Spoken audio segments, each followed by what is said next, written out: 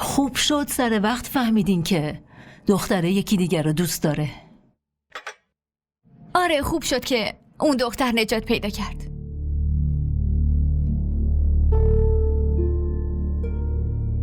فقط همینجوری از دهنم در رفت.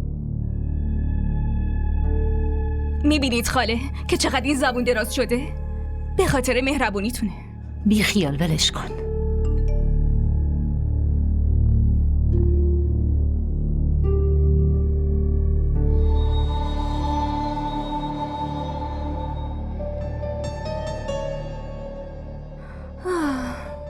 خاله بریم بیرون. یه هویی چرا هوای بیرون رفتن به سرت زد دختر؟ هیچی، همینجوری یه هوای تازه بگیریم. خب باشه، رعنا رو با خودت ببر. لطفاً خاله، میرم هوای تازه بگیرم، نه اینکه اعصابم خورد بشه. لطفاً دیگه بریم خاله. رعنا. وای دخترم. نه خیر خاله.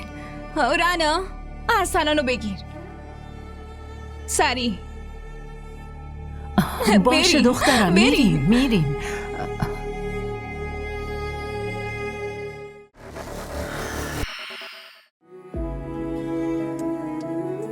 تو به اسم ما دقت کردی حالا؟ جایی که حمزه تمام میشه از اونجا تازه حاله شروع میشه و جایی که حاله تمام میشه از اونجا حمزه شروع میشه. कोई तो हो मेरा अपना कोई तो सहारा हो गम मेरे ठहर तो जाए कोई किनारा हो.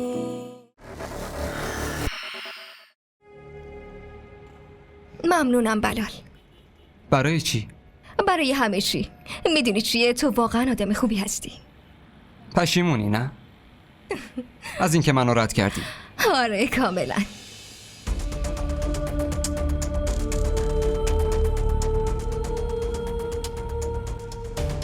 سلام علیکم. به من دروغ گفتی که مغازه میری؟ شما اینطوری نیست، شما اشتباه فهمیدید خاله. من واقعا اشتباه میکردم که به حرفای این اعتماد کردم. نه مادر جون، من لازم نیست اینجا نمایش بازی کنی. برو داخل. و تو دیگه اصلا تو این خونه نمیای. اما شما حرف منو بشنوید خاله، من بهتون توضیح میدم. نمیخوام هیچی بشنوم، فقط ما رو راحت بذار. تو بیا داخل، من الان به حسابت میرسم. بیا.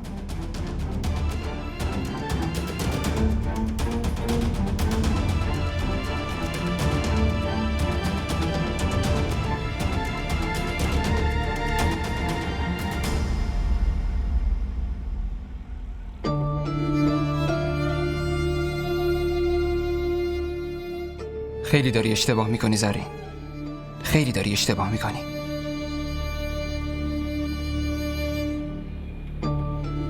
وای الهی.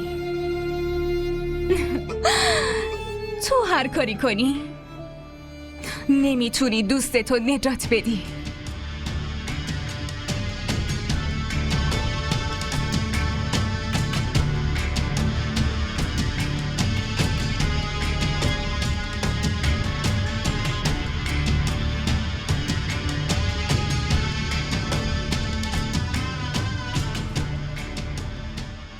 فرهان